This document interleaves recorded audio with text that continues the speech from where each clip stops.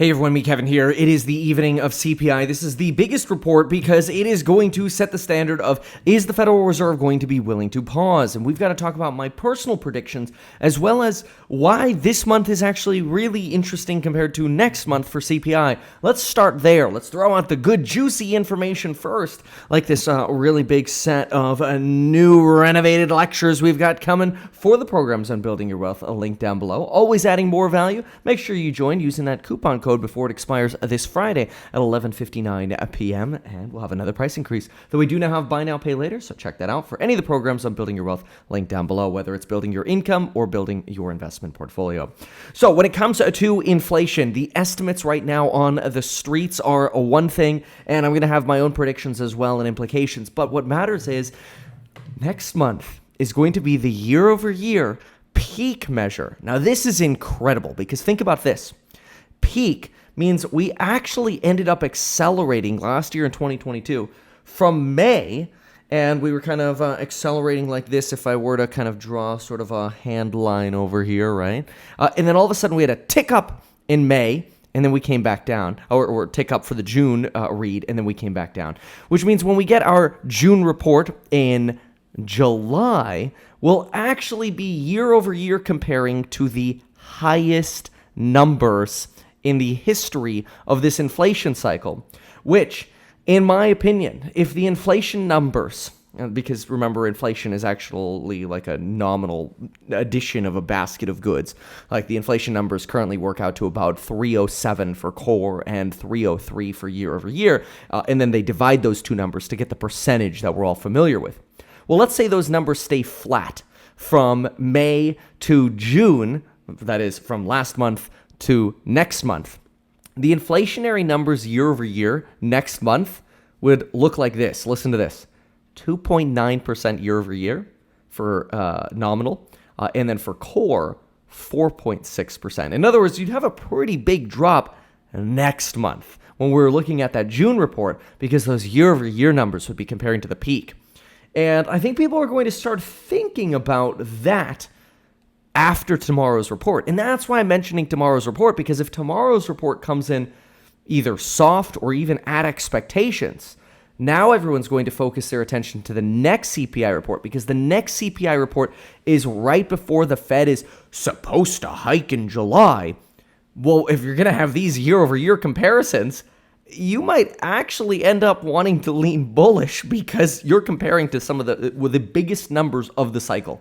The biggest increase of the cycle was that May to June period of last year, and that we'll realize that it was really the June report. I shouldn't say May to June, but that's what it looks like on the chart when the May report goes to the June report. Anyway, point is, the next CPI report should actually, on a headline basis, be pretty dang juicy and in a good way, in a positive way. Now, and nobody's really talking about that yet. I just wanted to look a little bit ahead and go, what are those charts looking like? And what are those year-over-year base effects going to look like? And it's actually good. Now, I know people are always like, hey, Kevin, here you go, being bullish again. I'm like, that chart is what it is. If it were bad, I'd be making that. And people go, Kevin, why are you so bearish all the time? It's like, oh, good Lord, can't win. Just like, by the way, I was suggesting this pretty awesome little webcam that kind of like follows me around right now. It's the best webcam that I found for traveling. And this thing's tiny too. Like the actual camera itself is like this. The whole unit like this is great. Anyway, go to metkevin.com/webcam if you want to see what is kind of face tracking me. It's a physical camera that you kind of just clip to the top of your laptop screen, and I swear I've spent like $1,000 on these webcams just trying to find a different one. I've taken my whole studio with me before because I've just been so frustrated. Now I just take this little thing along with some lights. It's fantastic. So go to metkevin.com/webcam to learn more about that. I'm recording on it right now. Really, really good.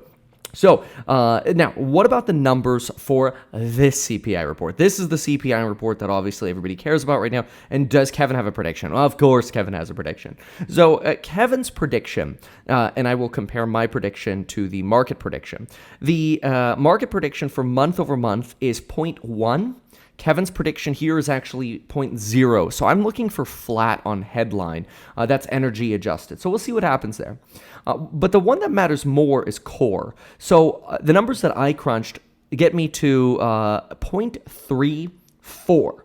Now, the estimate for Wall Street consensus is 0.4. My number is 0.34. JP Morgan is the hottest that I found on the street. They're at about 0.43, at least from analyst reports. There are some other miscellaneous economists that are kind of all over the place. I can actually go through those numbers and give you the range in just a moment. I'll pull that up. But what's remarkable is if we end up getting the 0.0, I get the same number as the Wall Street estimate, which is a little odd, but I suppose the way the rounding works. We're at the same year-over-year estimate. I'm at the same year-over-year core estimate.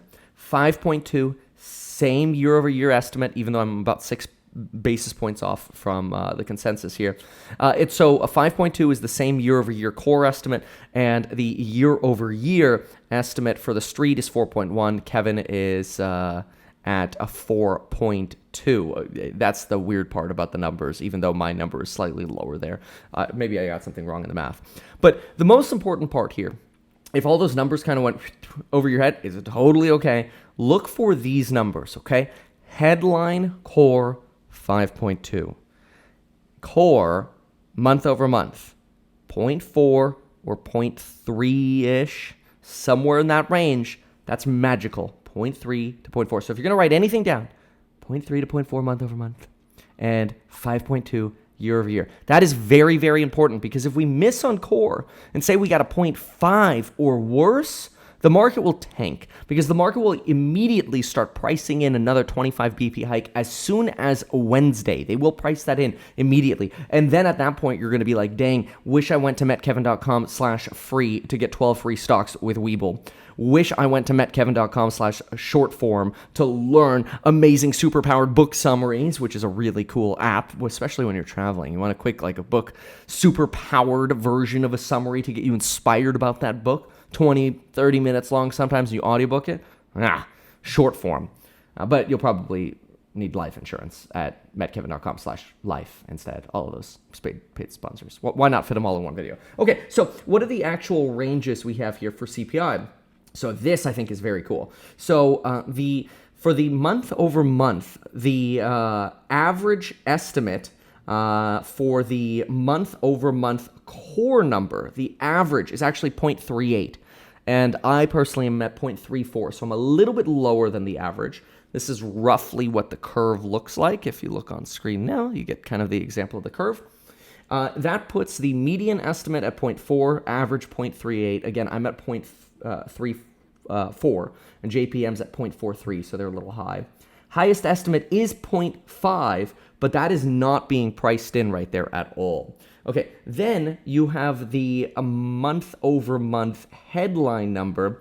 This one is concentrated with an average of 0.15, but the median is 0.1, low of 0.0, that's where I am, and a high of 0.3. That chart looks a little bit more concentrated at something like this. So those are going to be some of the numbers to prepare for. I've staked myself in the ground. I've staked my stake, so to speak. Again, I'm at 0 month over month. And then for that core number, I'm looking for 0.34. We'll have to do math on that, though, because we're not going to get that directly in the report. In the report, we'll end up getting either 0.3 or 0.4. Then we'll do some math and we'll see, okay, well, how close was the actual decimal here? Obviously, the lower, the better. Everybody is paying attention to that core number, specifically because of that wage inflation problem. Now, we've talked about wage inflation specifically. I want to drill this one home because, quite frankly, I don't think people are believing this wage inflation is disappearing, and it's so important. So what we'll do is I'll put a chart up on screen. It's probably easier. I'll put a chart up on screen here and show you the wage inflation chart one more time. The wage inflation chart, when you look at it, specifically look at that peak in January of 2022, and then look at what has happened since then. Look at how it's plummeted, and how peak inflation was about 6 months after Jan of 2022, which is really good to recall because it means there's about a 6-month lag in when those wages show up in services. And what are we getting? Where are we at now? We're about, we're starting to want to recognize some of those drops in wages. And so I really believe we're going to be able to show that core inflation is not plummeting, but slowly trending down, just like that chart. And that's good, because as long as we're on that course, we're good. Now, speaking of course, I have courses obviously linked down below. But remember one more thing. Remember how I talked about how the Federal Reserve is flipping on their opinion on wages? This is a flip. Somebody left a comment. They're like, well, they mentioned that in the last meeting. Yes, they did mention that in the last meeting. But what's actually really important is that is a flip that they are now reiterating on Wall Street.